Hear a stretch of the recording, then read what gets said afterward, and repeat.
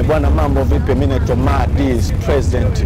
Tupo kwenye msafara mkubwa kabisa, msafara wa Chama cha Mapinduzi, chama kikubwa kabisa East Africa.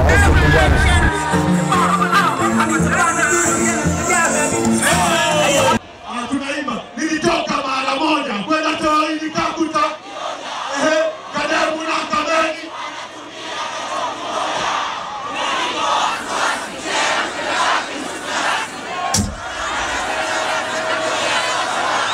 Mbona unasumbuka?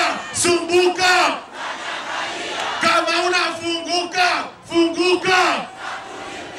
Acha zako za ukawa.